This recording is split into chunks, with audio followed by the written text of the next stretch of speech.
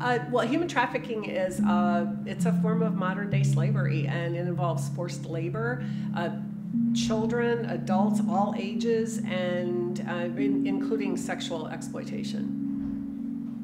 I think human trafficking is the commodification of an individual, turning an individual into a product, something that can be bought and sold. And I think it requires a certain amount of choice being taken away from that individual with what happens to him or to her. In my own definition, I guess it's more of an exploitation of vulnerable people for the use of slavery.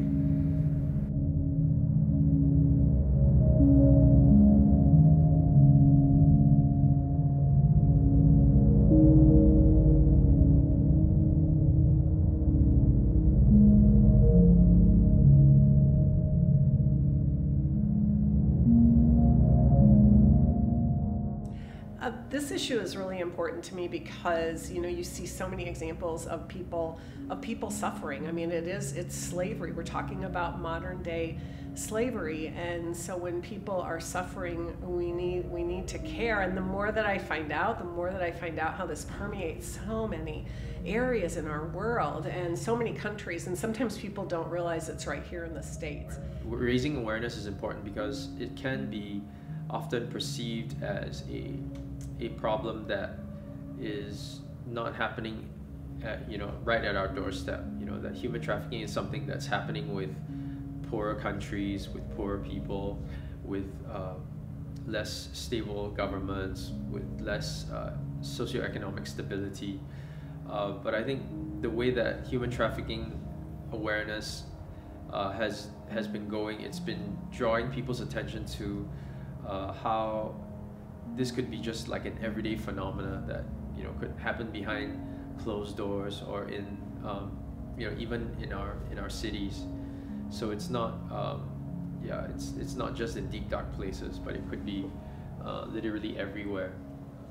My wife and I, we do a workshop on human trafficking 101, and one of the misconceptions that we want to address is human trafficking as this image of somebody in shackles or chains, and it may not necessarily take on this most overt or extreme form.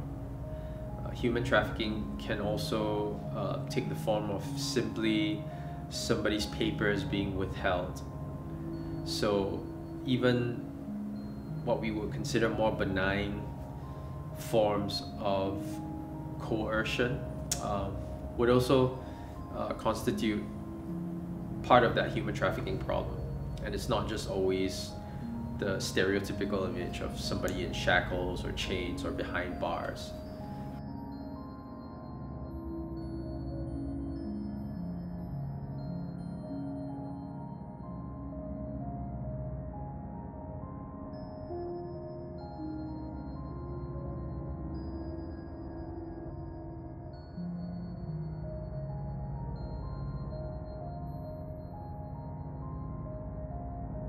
And I think, honestly, this is kind of a pivotal moment in the progression of this movement, understanding that now we have people who are getting to know this issue more and more, so what do we do? The issue of human trafficking can be overwhelming and very honestly kind of depressing. If you don't have the right factors in play there, and if you don't understand the true purpose of trying to attack this issue. That again, we need to make sure that we're not staying in the awareness phase, as important as that is. That's vitally important, but that we need to be continuing to not burn out, because this is an issue that the more you read, the more you hear, the more you see, it gets really discouraging. And I think the movement progresses when we stay in groups together, when we're in community together, fighting against forms of slavery. And I think that what we have to do to keep it progressing is to keep encouraging one another. We have to have moments of victory. You have to see change, but change is going to be really gradual. I mean, we do live in a fallen world, and we live in a world where people are greedy, and we live in a world where people use one another unbelievably, you know, in some of these ways, in forced labor. And we have to keep that in the forefront of our minds. And I think that's how the movement progresses, is that we don't forget. For human trafficking abolitionists, I would say consistency, small steps that are, I always believe that, you know, small consistent steps and commitment is much better than going on a, you know, 1 or 2 week crusade.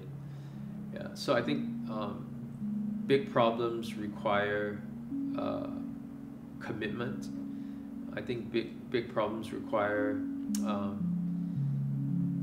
wanting to continue doing something when it's no longer trendy. And you could say that, you know, fighting human trafficking is something that's trendy.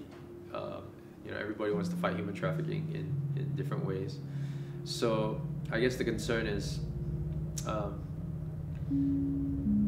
when it's not trendy anymore, will the abolitionists still be there?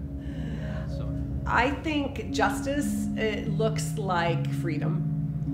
And so for people to be treated in just ways who are caught up in trafficking, justice means people being freed. Definition of justice I heard a long time ago is really simple, so it's been very memorable for me, and it's making things right. And we need to make things right for people who are living in slavery. And so justice looks like freedom. Justice is freedom. And that's exciting to me, because I think that we really can do something to help make people free and to live in a more just society where people can make choices on how they work and where they work. And so we're not having people caught up in ways they can't get out of, that they're in bondage. And so justice to me is freedom. It looks like freedom, it is freedom. in sociology, we identify something called a cultural lag. So sometimes you have a situation where laws and rules in a society haven't quite caught up with certain new things that that exist in society. So, for instance, before the internet came before the laws to regulate the internet, right? So that's sort of how it works. Sometimes the laws have to catch up with the new things that are going on.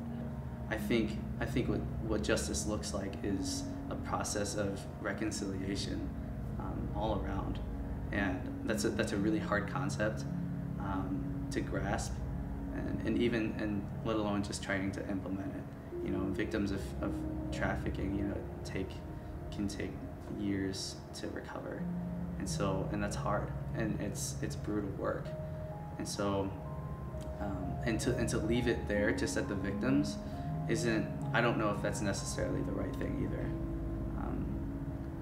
But at the same time, you know, there are systems in place that we want to try to work with, and you want to try to empower, because a lot of times it's just, honestly, it's just a failure in the system. I think it's true that awareness raising is important, but not in itself the only thing that will address the problem of human trafficking. I think there needs to be a lot more pressure put on power holders, lawmakers, people who can actually make laws that will change and affect large numbers of people. We have to continue to move forward. Sometimes we'll be able to be, at a place where we can move a little more quickly, and there's other times when we're going to be moving slowly, but we continue to move. And so the next step is to do the next step. It's not to stay stuck in a step.